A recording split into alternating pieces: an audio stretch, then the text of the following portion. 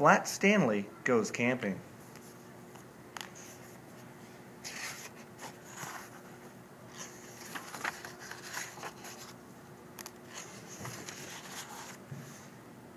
Stanley Lambchop lived with his mother, his father, and his little brother, Arthur.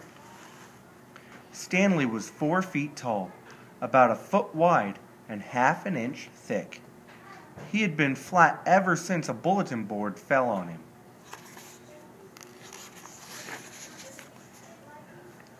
There were lots of good things about being flat. Stanley could put on sunscreen in one swipe. Stanley had the best back float at the pool. Stanley had the loudest belly flop, too. But sometimes it was hard being the only flat kid in town.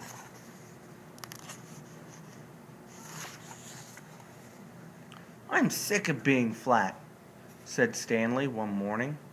"Flat is lame." "Lame?" said Mrs. Lambchop. "Why, some of the best things in the world are flat." "Like the newspaper," said Mr. Lambchop. "And fried eggs and pancakes and bacon," said Arthur. "I guess so," said Stanley. After breakfast, Mr. Lambchop started loading up the car with tents and sleeping bags. "What's going on?" asked Arthur. "We're going camping," said Mrs. Lambchop. "The family needs some fresh air." "All right!" yelled Arthur. Stanley barely smiled. After a short drive, the Lambchops arrived at the Roaring River campground. Stanley was helpful as usual. He helped carry the firewood. Stanley blocked the wind so his mother could start the fire.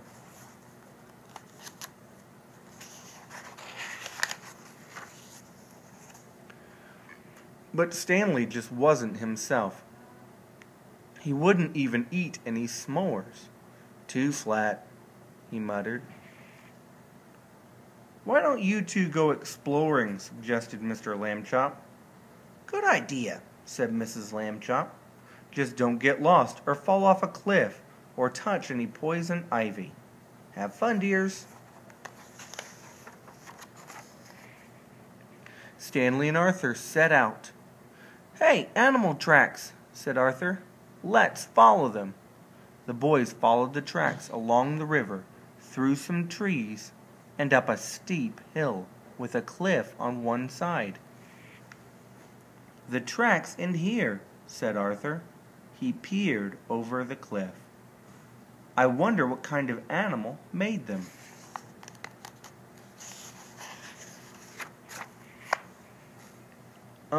Arthur," said Stanley. Arthur turned around. "Skunk," he whispered. "Let's get out of here." But the boys were trapped. The skunk was on one side, the cliff was on the other. Then the skunk raised his tail. "What do we do?" Arthur wailed. "Mom said not to fall off a cliff," said Stanley. "She didn't say not to jump off."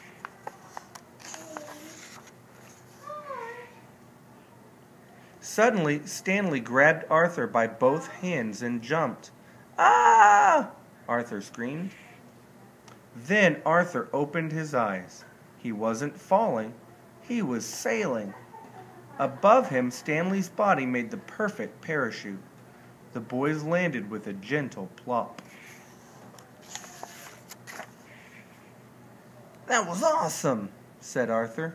"Thanks," said Stanley. "Now where are we?" Arthur and Stanley looked around. All they saw were trees. "We're lost," said Arthur, "and it's getting dark." Then Stanley spotted something. "There's the river," he said. "Our campground is on the river." The boys ran to the water's edge. About a mile downstream were 2 cozy Lambchop tents. "What can we do?" "It will be dark before we can walk that far," said Arthur. "I know," said Stanley. Stanley got a running start and belly flopped into the river. Splash! Then he flipped over onto his back. "Climb on!" "Wahoo!" cried Arthur. "I always wanted to go rafting." Arthur and Stanley made it back to camp, drippy but safe. "Let's keep this to ourselves," said Stanley. "I can't believe we got lost and went off a cliff," Arthur said. "At least we didn't touch any poison ivy." "There you are," said Mrs. Lambchop, just in time for supper. That night, Arthur whispered to Stanley from his sleeping bag, "You know, if you weren't flat, you couldn't have saved us today." Stanley smiled. "Maybe being flat isn't so lame," he said. And the next day, Stanley found out another good thing about being flat. He could put on poison ivy cream in one swipe.